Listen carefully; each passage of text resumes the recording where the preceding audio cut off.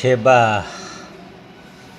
मुन्धुमीय जाति भनौँ किराँत जातिहरूले मान्ने एउटा शक्तिको विराट स्वरूप अथवा थेबालाई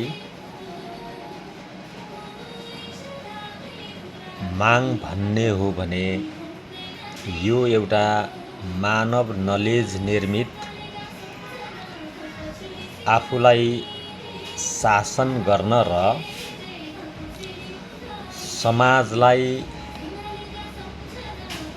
एउटा अनुशासनमा लयमा राख्नको लागि परिकल्पना गरिएको शक्ति केन्द्रको रूपमा लिन सकिन्छ, क्षमताको रूपमा लिन सकिन्छ। पूर्वी पहाडको डाँडाकाँडामा खेलेको डुलेको यसको आफ्नै कथा र कहानीहरू छ। यसलाई साम्माङ भन्ने हो भने यो राष्ट्र निर्माण, समाज निर्माण, राज्य सत्ता सञ्चालनको एउटा विराट शक्ति केन्द्रको रूपमा लिन सकिन्छ र साम्माङ मान्ने हो भने चुक्निबा र लादिप्पामा अंश संस्करित भएको अथवा अंश संस्करण भएर मानव देहमा प्रवेश गरेर आफूलाई स्थापित गरेको मानिएको छ, मान्न सकिन्छ।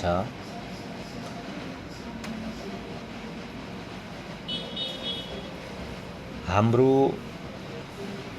पूर्वीय दर्शनमा अवतार अवतरणको कुरा होस्, चाहे अंश संस्करणको कुरा होस्, यो प्रथाहरू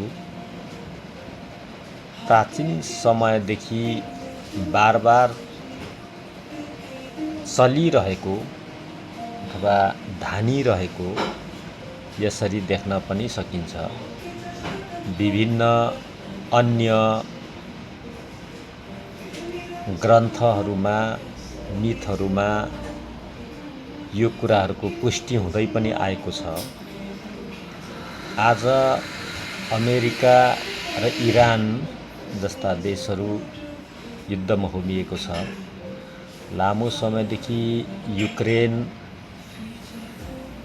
रुस युद्धमा होमिएकै छन् अथवा विश्वमा फेरि युद्ध एकचोटि अपरिहार्य भएर आइपुगेको छ। अपरिहार्य भएर आइपुगेको त होइन, तर मान्छेको आफ्नो देशीय स्वार्थ, आफ्नो स्वदेशीय स्वार्थ, मान्छेको त्यस्तै एउटा उच्च महत्त्वाकांक्षाहरूले यस्तो परिस्थिति बेला बेलामा निर्माण भइरहँदो रहेछ।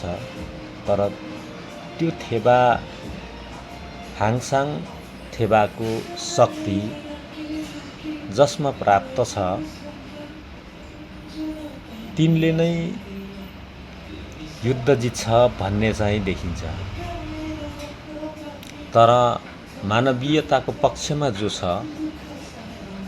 मान्छेको दीर्घकालीन हित, समाजको दीर्घकालीन हित र विश्वको चराचर प्राणीहरूको दीर्घकालीन हित जहाँनिर छ, युद्ध चाहिँ कालान्तरमा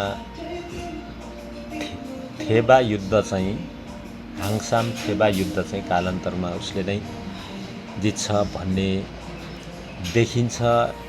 थेबाका युद्ध कौशलहरू अथवा उनले देश देशावर एक देशदेखि अर्को देशमा उडेर गरेका युद्धहरूलाई हामीले नियाल्दा हामी यो निष्कर्षमा आज पनि पुग्न सक्छौँ।